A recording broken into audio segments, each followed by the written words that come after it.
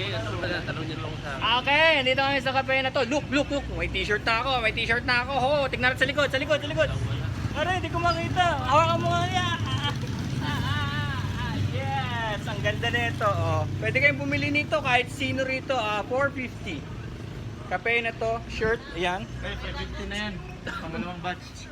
Introductory price pa lang yun. Ay, cut, 550 na pala. Talagang pang tropa lang muna. Second batch. Kasi maganda.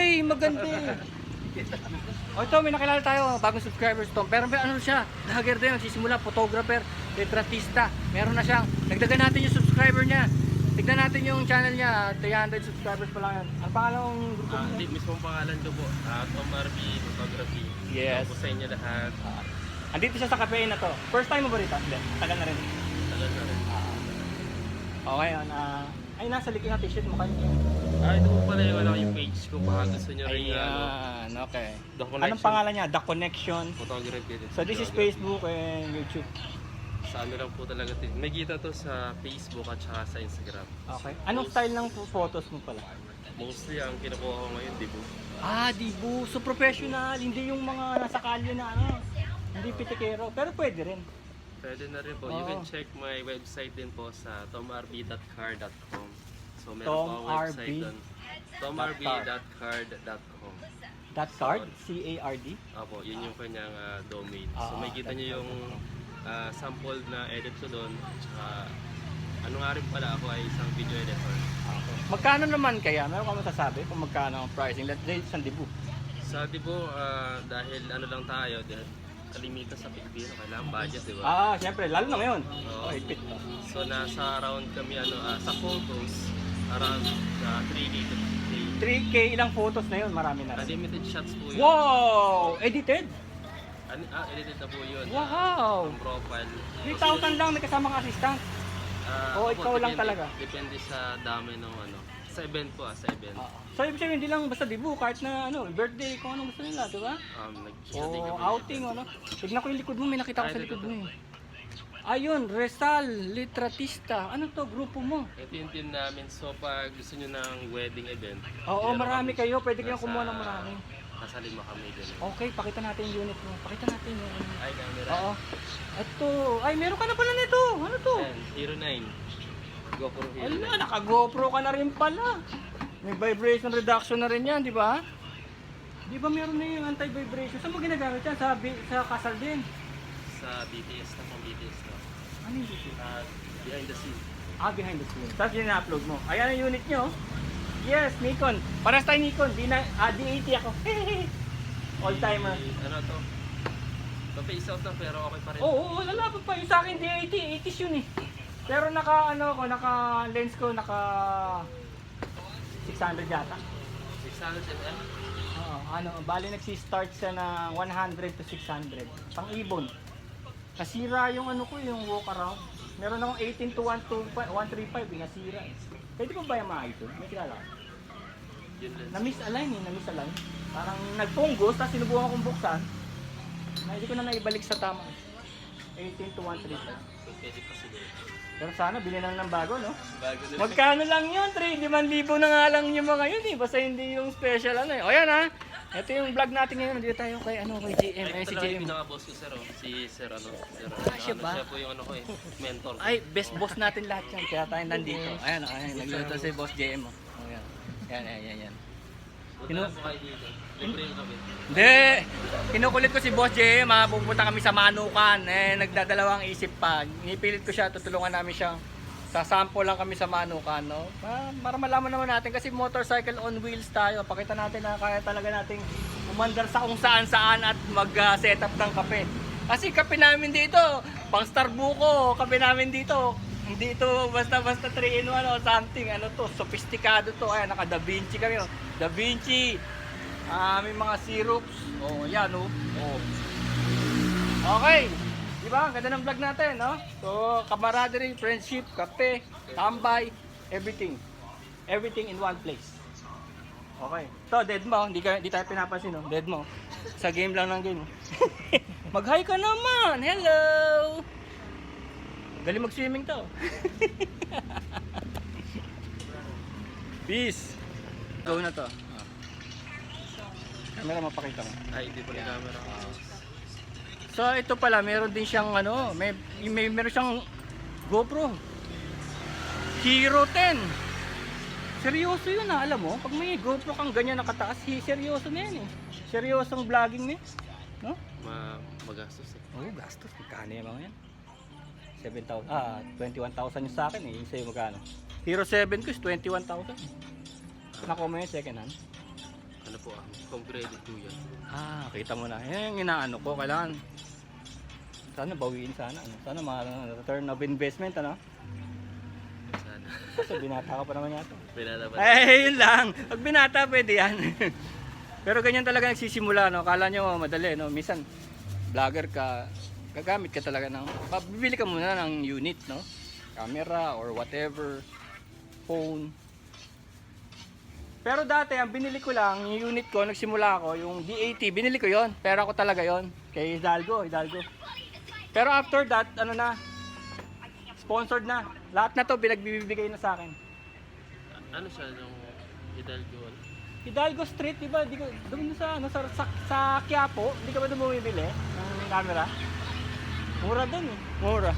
Hidalgo Street, mura doon. Ewan ko kung bakit yung si Kila Mayer. Sikat na sikat yun doon. Sa matapat ng simbahan ng Quiapo, merong street doon, Hidalgo Street. Camera, ano yun? Tale as old as time yun. Noong pang 1960s, mga Sampaguita Pictures, lahat ng mga camera nila, tawag dito, yung mga ilaw nila, doon kinukuha lahat. May hint ako kung bakit mura. Ha? May hint ako kung bakit mura. Malapit sa pier. Yun na lang. Malapit sa pier kaya mura. Pero hindi na natin detalye kung bakit sobrang mura. Half price sila doon. Hidalgo, camera center. Tapos pag magpaparepair kayo, doon din sa Hidalgo. So ayan na, si Tom ha. Ayan na natin ha. Subscribe natin, supportahan natin. Tsaka kung gusto niyo talaga ng actual na mura at Rizal Letratista. Titignan natin mga pictures niya ha. Tingnan natin. Ito yung mga, Tingnan, sample nga ta. Tingnan natin. yung mga sample na picture natin para Ano siya, tambay din dito sa Cafe Inato. So kung gusto niyo pumunta rin kay Cafe Inato, nasa parang elementary school, pop-up lang siya pero tingnan natin. Parang elementary school pop-up. Kahit mga konti lang, tingnan natin. Ayun, yan mo, zoom mo ng konti. Ayun, yun, okay, tapat mo dito. Yan, yan. hindi makita. Hindi, makikita yan pagkano, yan. At least may idea na sila kung paano ka tumira. Wow! Wow, nakaano ka, 2.8 something. Opening mo. Ayong ano? Naka-opening yung camera mo, aperture. Anong aperture ng camera? 2.8? 1.8. Naka 1.8 pala siya, yung mga nakakaalam sa camera. Naka 1.8. Sa 1.8 doon nanggagaling yung bokeh. Yung bokeh.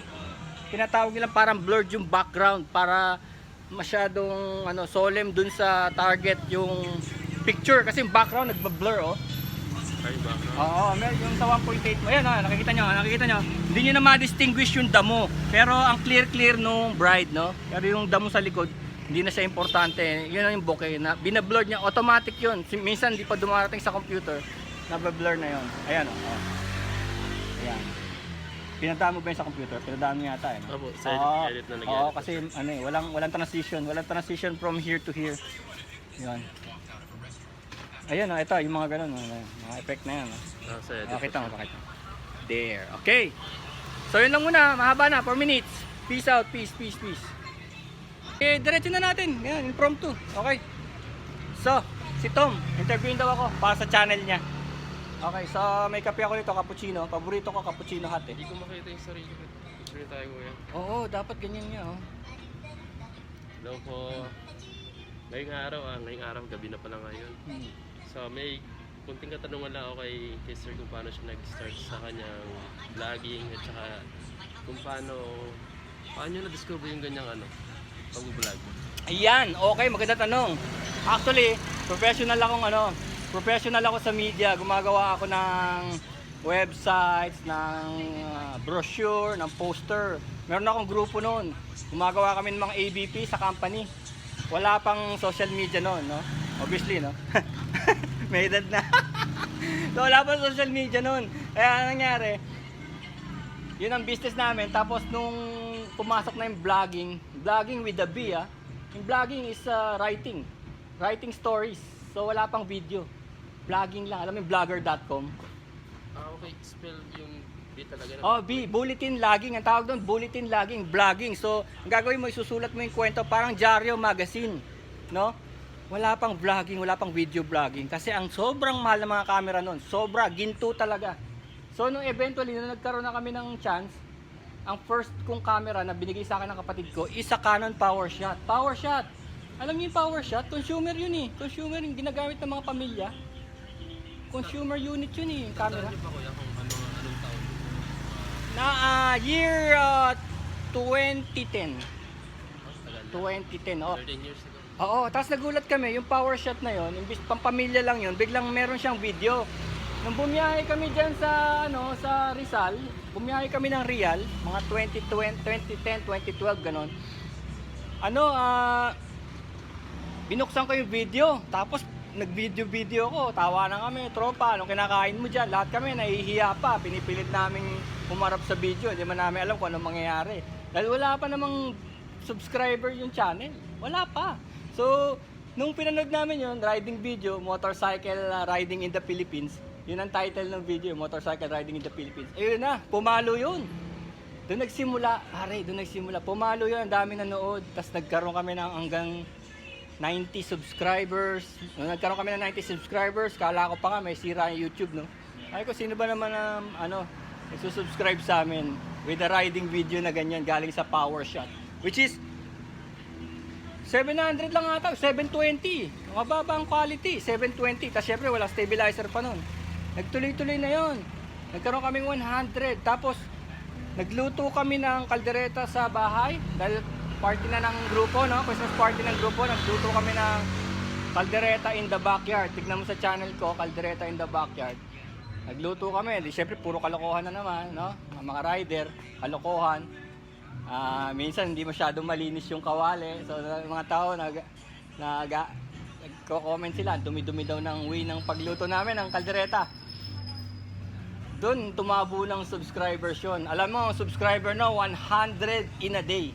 100 a day. Tuloy-tuloy hanggang 10,000. Hindi na tumigil yung kaldereta na yun. Up to this very day. Hanggang ngayon, tumatabo pa rin yung video na yun. So hindi mo alam kung paano gumagana yung algorithm, no? Kung hindi natin alam kung paano gumagana. Bakit yung lumang video na yun hanggang ngayon tumatabo pa rin? Which is, yung video na yun is 2012 to 2015. Luman-luma na hanggang ngayon. Tumatabo pa rin yun.